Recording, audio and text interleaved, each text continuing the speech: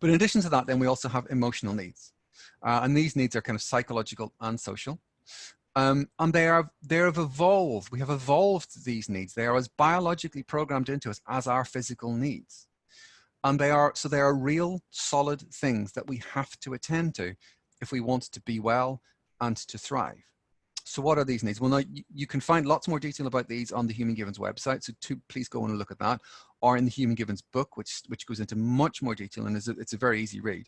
So I'm going to go through these quickly, just to give you a sense about how they might be affected at the moment for students during this pandemic. But do go and read more widely if there are things you don't know about. So what are these needs? Well, we have a need for security. We need to feel safe wherever we are.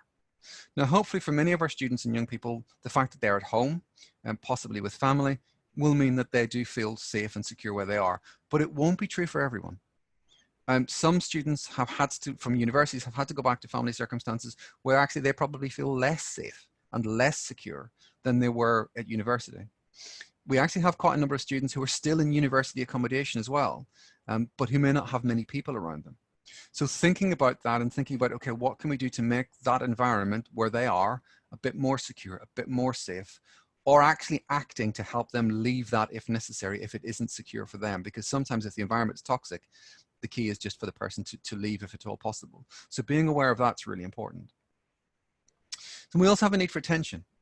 And this again is something that many students will find that they may feel they have lost. They're not engaged with other people as much as they possibly were. Their friends aren't around. They're not getting as much attention from lecturers or from teachers.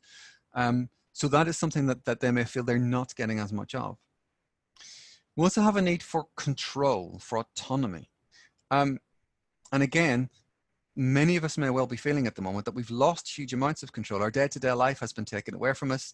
The normal patterns that we built up have gone. Our control over what we're doing on a regular basis isn't there in the way that it once was. But we do have control over a lot of things around us still. And so paying attention to what those things are, focus on the things we can control, can increase our sense, because it's our feel of control that really matters, rather than the reality, because there are lots of things in the world that we regularly can't control, but we don't necessarily pay attention to it, so it doesn't impact on our well-being.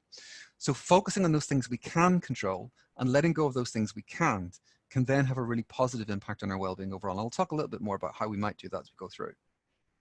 Then there are a number of social things, and again, bearing in mind, we are not solitary creatures as human beings. We do need contact with others, and again, lots of evidence in the research about how important it is to be connected with other people and the impact that has on our physical and mental well-being in ways that are measurable. So we need an emotional connection with other people. We need to feel that we have one other person in our life that we can tell our deepest, darkest secrets to, who is there to support us when we need. We also need to be part of a wider community.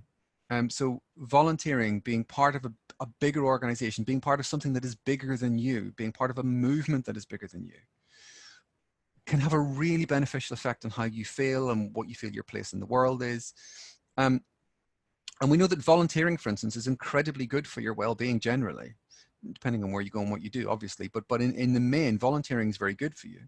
And so thinking about using those kinds of opportunities may be important in that. Now, I've actually broken out, being part of a wider community has some other elements to it, and I've actually broken those out separately for here because I think it's important to talk about these, give them particular emphasis, which is the need for fun, pleasure, physical intimacy, but particularly I want to talk about fun and pleasure for students and young people. Because I think as parents, or as teachers, or lecturers, or as therapists, we know that what is good for our young people very often might be getting their academic work done, staying focused, engaging with things that university afterwards, or all those kinds of things. But actually having fun and having pleasure is a human need. And being able and willing, okay, so what are you doing for fun? Where are you going to have some pleasure? Where are you going to enjoy yourself? Or creating situations within the environment where they are, where they can have that fun, and recognizing its importance is really crucial. One, because it creates a space for them to be able to do that. But two, if you have that conversation first, then when you come on to talking to them about other things that they need to do with the help with their well-being, they may be more willing to listen because you have acknowledged something that they thought maybe you weren't going to, if that makes sense. So very often working with teenagers, if you say, okay, let's start by looking at what you're going to do to look after your well-being, let's look at what you're going to do to have fun. Let's start there. then they might be more willing to talk about the other things like getting their schoolwork done and those kinds of things later on. We also need a sense of social status within social groupings. We don't necessarily need to be at the top of the pecking order, but we do kind of need to know where we are. And that's important for many of our students, particularly if you think about, for instance, students coming home from university who have been away, they've grown, they've developed a sense of independence, they've developed a sense of freedom, and now find themselves back at home. And maybe with everyone kind of expecting to slot back into the social order where they were before they left. And very often that can create conflict in the home, and people can find that quite difficult. So being aware of that, accepting that actually maybe the social order needs to be a little bit different because what you now have is a mature adult, not a child anymore in the home. Renegotiating that can help you to avoid all of that kind of conflict and make the home a happier place to be. Privacy and a chance to rest, reflect, and consolidate. We all need our own space. We all need space in our own heads. Now, the way in which you meet these needs to obviously be adapted to the environment that you're in. And I was reading something interesting from a submariner who was writing about the experience of being in a submarine, talking about the fact that actually one of the kind of known things that they have within a submarine is that when someone goes onto their bunk bed and puts their head down, you don't disturb them. You leave them alone. That's their space. That's their place. Even though their bunk is in a room full of lots of other bunks where lots of people are, that's how they create a sense of privacy and space, is by creating a rule around that particular little zone, that particular little space. So even if the home space is small, you may be able to create some rules that say, well, if somebody goes onto the bed, puts their head down, then that's an indication that actually that's their private space, they're having private time, let's leave them and give them that space. A sense of competence and achievement. We need to feel that we're good at something and that we're doing something that is worthwhile and that we are moving forward in life, that we are demonstrating achievements to ourselves and also to others. And couple that with, I need to be stretched.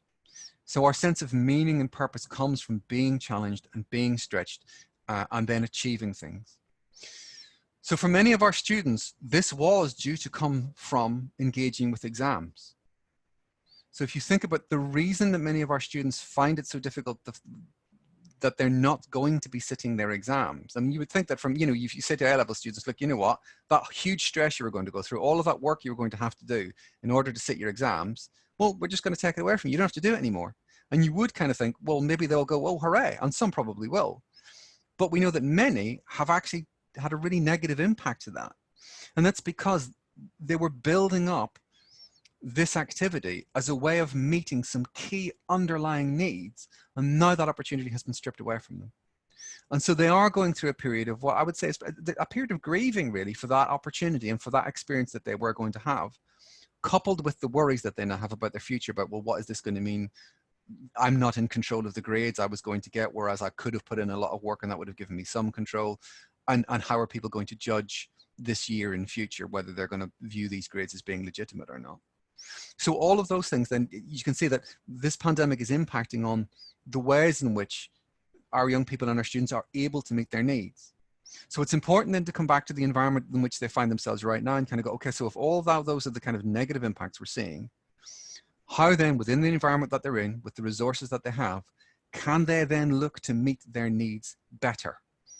And it just needs to be a little bit better. Again, don't go for perfection. Little, small, incremental improvements can really add up to big changes in feeling and emotional experience overall.